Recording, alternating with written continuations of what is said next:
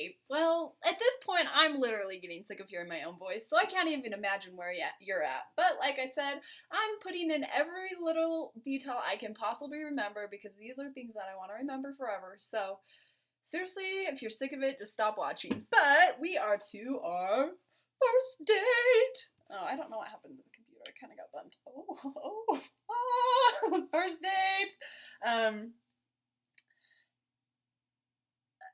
And I put freaking out because I already kind of told, I really was freaking out. I was very nervous. And so you get there at like 7, you get there at 7 o'clock, and you walked in, and I introduced you to my family, or my mom and my brothers, and then my dad. This is the funnest part, is like my dad runs down the stairs, and he just goes, and like walks out the door, and all of us just started laughing. We're like, what the freak? And then Dad comes back in, and we were like, Dad, what the heck was that? And he's like, there's a bearded man in my kitchen. And it was just really funny. And my mom made meatloaf that night, and of course, as in Mary Kay fashion, she goes, do you want to stay for, let's have dinner. Ooh, I'm pretty sure that's what happened. That was on our first date. And so we eat dinner at my house, and then finally we get out. We are able to leave, and I was kind of like, what are we doing? And you're like, well, I don't really know. I got some gasoline and tennis balls, so we're going to see what we can do with that. And I was like, okay. And at this point, I didn't know that you just like, or kind of just go by the seat of your pants. And so I was like, well, all right. And so you had your big truck, which I liked, and we got in your truck and we're driving. And of course, it's just funny. I just remember being in the car and it was just hilarious. Like, we were just laughing, and then we drive past that car and you're like, oh my gosh, that's the guy on TV. And it was that guy off the commercials on TV. And we asked him if he needed help. And I was impressed by that because I was impressed that you stopped and you asked someone if they needed help. And that's not the only time that you've done that while we've dated, is stop for someone on the side of the road. And that was very impressive to me on our first date. And so then we get to Burley and we get to Walmart, which it wouldn't be a Slade date without Walmart. And so we get into Walmart and we're just walking around, and you're like, we need to find some, I think we were looking for tennis balls. And so we go over and we find some more tennis balls and get those. And we see Kaisa. We talk to Kaisa for a second. Yeah. And then we're walking over by the drinks, just kind of meandering, which I didn't realize was just how you did things. And we were just meandering, and you're like, what's your favorite beverage? And I just thought you were just asking. And so I was like, well, you see, there's this juice from Subway. It's the juice of the gods. I was like, it's the best. And you're like, well, looks like we're going to Subway. And I was like, oh, I didn't mean that we, and you're like, nope, we're going to go get some of this juice. And so we go to Subway, and you always opened my door for me, which I loved right off the bat. You always opened my door. And we go to Subway, and we go and we get the juice, but we had to wait in line for a long time, and we're like, we just have this juice. Like, all we need to pay for is the juice. But anyway, we get the juice, we're sipping on God's juice, and you're like, we gotta go to my house to get some stuff. And I was like, okay. And then we just kept driving and driving and driving, and I was like, where the freak do you live? And then you're like, I'm live in Milner. And I was like, where the heck is that? And we get to your house, and I was super impressed by your house. Your parents weren't home. And so we get to your house and we pick up a golf club and some tennis rackets, and we're kind of getting all that ready. And then we go, and you're like, have you ever seen Milner Dam? And I was like, I have no idea what that is. And you're like, well, we're going to go by it. And we go down past your house, over across the bridge, and then up onto the little ledge. And then we get the gasoline and the tennis balls, and we light them on fire. You remember all this, but I want to remember this forever, so I'm going to tell every detail.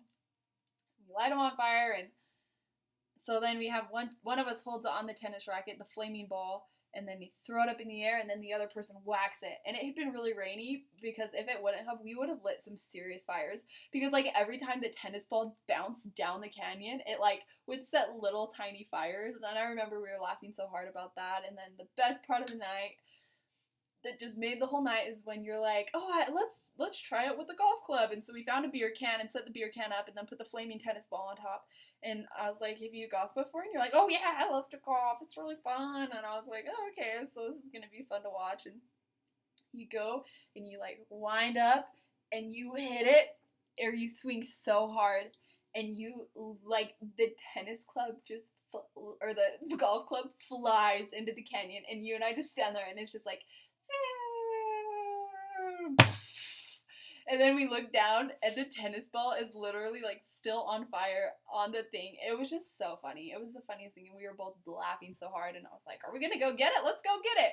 So you're like, okay, and so we like journey down and I have your mom's Carhartt on and you gave me like big irrigation boots before and so we like venture down into the canyon and we're looking for your golf ball and there's like the Snake River there and it was really fun. We were kind of like hopping in rocks and jumping on puddles and just messing around and then we go under the bridge and there's like a creepy candle and there's like graffiti and we were reading the graffiti and just giggling about what people decide to write on the sides of bridges and then I was like, Slade, I've got a genius idea. Or no, we go back up there and then we put gas on the ground and we're stomping in the flames. And I was like, Slade, how cool would it be if we like painted gasoline on the bridge and then lit it on fire so it's like flaming, flaming graffiti. And you're like, I've got a better idea. And I was like, oh my gosh, what? And you're like, we're going to light this bridge on fire. And I was like, oh my gosh. And so we go over there and you're like, what we're going to do, he's like, I'll drop you off. You go to the bottom of the bridge. I'm going to go to the top of the bridge. And I'm going to stand at the top and I'm going to soak the side of the cement bridge in gasoline. And then he's like, and then you're going to be at the bottom and you're going to light it on fire. And I was like, great. Okay. And so I'm down there and you're soaking the bridge. And I was like, Slade, are you sure this is a good idea? And you're like, oh yeah, we'll be fine. This is a great idea. Like, it's gonna be awesome. And I was like, I just think it might not be a good idea. And you're like, no, we'll be great. So like, I'm like down there and trying to light it, but I was so nervous. I like kept jumping back before the flame could catch, but like I was right on that pile of gasoline. I don't know how it didn't light because like I had sparks going into it. It didn't light. Straight up miracle from God. And then you're like, I've got a firework in the truck. I'll throw it down and then you can just throw the firework at it. And I was like, oh, what a bet. Like that's a good idea. Excuse me. And I was like, okay, whatever. And so you throw it down to me. I light this thing on fire and then I throw it at the gasoline.